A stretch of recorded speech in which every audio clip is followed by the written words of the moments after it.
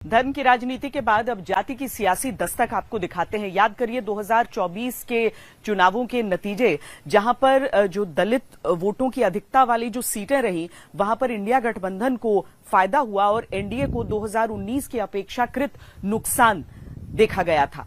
अब ऐसे में समाजवादी पार्टी के सांसद जब राणा सांगा के विरुद्ध एक विवादित बयान देते हैं और बीजेपी उन्हें घेरना शुरू करती है, फिर करणी सेना के कार्यकर्ता उनके घर पर तोड़फोड़ करते हैं और समाजवादी पार्टी इसे दलितों पर हमला कहने लगती है।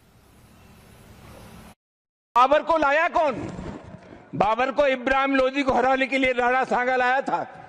तो मुसलमान तो बाबर की औलाद हैं और तुम गद्दार राणा सांगा की औलाद हो, ये हिंदुस्तान में तय हो जाना चाहिए।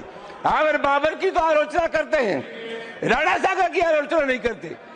मेरा मकसद किसी की धार्मिक भावना को ठेस पहुंचाने के नहीं था। मैं किसी धर्म को मानूं या न मानूं, लेकिन किसी दूसरे धर्म के मानने के जज्बात के साथ खिलवाड़ करने का मुझे कोई अधिकार नहीं है। मेरा बयान न किसी जाति के खिलाफ था, न देश के, न किसी वर्ग के खिलाफ था, न किसी धर्म के खिलाफ था। इस देश की मिट्टी के लिए जिन्होंने बलिदान किया है, मैं इन सबको सलाम करता हूं। मेरा मकसद किसी की भावना को ठेस पहुंचाने का नहीं था। जहाँ तक माफी का सवाल है, इस जन्म में तो मैं माफी मांगूंगा नहीं, अगले जन्म में मुझे पता नहीं मेरा क्या होगा। पर माफी मांगने का कोई सवाल नहीं, लोगों को सही बात सुनने की आदत डालनी चाहिए। बाबर को लाया। ऐसा क्या हुआ कि समाजवादी पार्टी के जो सांसद 21 मार्च के अपने बयान पर मंगलवार को खेद जताते दिखते हैं। कहते हैं कि किसी की भावना को चोट पहुंचाना मकसद नहीं था। वो गुरुवार तक राणा सांगा को गद्दार कहने के लिए माफी नहीं मांगने पर अड़ गए। कोई सवाल ही नहीं। जहाँ तक माफी का सवाल है, इस जन्म में तो मैं माफी मांगूंगा नहीं, अगले जन्म में मुझे पता नहीं मेरा क्या होगा। पर माफी मांगने का कोई सवाल नहीं, लोगों को सही बात सुनने की आदत डालनी चाहिए। बाबर को राणा सांगा ने बुलाया इब्राहिम लोदी को हराने के लिए, जो सच्चाई है। रामजी लाल सुमन ये बात तब कहते हैं जबकि बुधवार को आगरा में इनके घर पर क्षत्रियों से जुड़ा हुआ खुद को बताने वाली करणी सेना के कार्यकर्ता हमला कर देते हैं। बुलडोजर तक लाकर रामजी लाल सुमन के घर पर हमला करने की तैयारी करते करणी सेना के कार्यकर्ताओं को बुधवार को यूपी पुलिस ने किसी तरह रोका। हालांकि तब तक सुमन के घर के बाहर जमकर गाड़ियों में तोड़फोड़ की गई, पत्थर घर पर फेंके गए। सवाल है, क्या रामजी लाल सुमन के अब माफी न मांगने पर अड़ने की वजह राणा सांगा विवाद में क्षत्रिय बनाम दलित की सियासी एंट्री है?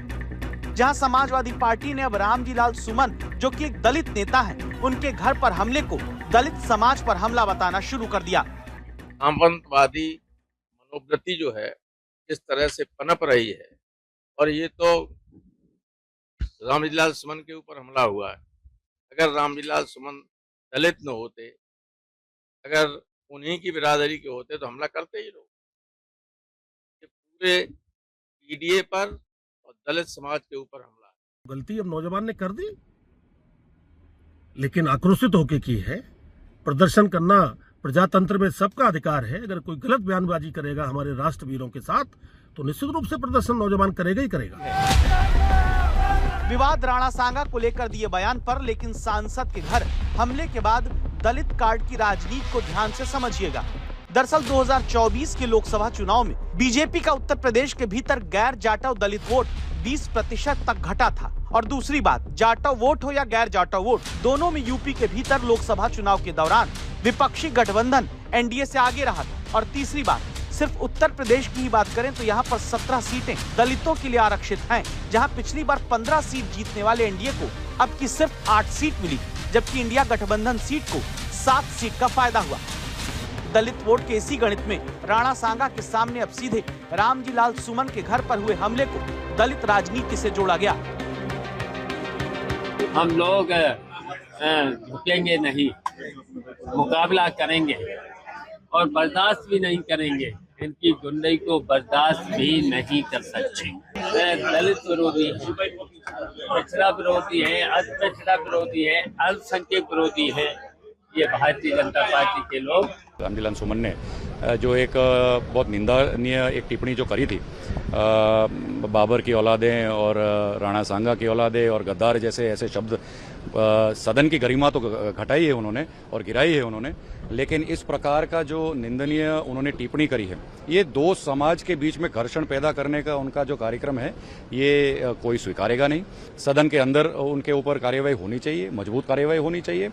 और उनको माफ़ी मांगनी चाहिए, उनके शब्द भी एक्सपंज करने चाहिए और कड़ी से कड़ी सजा उनको मिलनी चाहिए। अब एक तरफ धर्म है, दूसरी तरफ जाति, और इन दोनों के बीच यूपी का नया राजनीतिक घमासान है।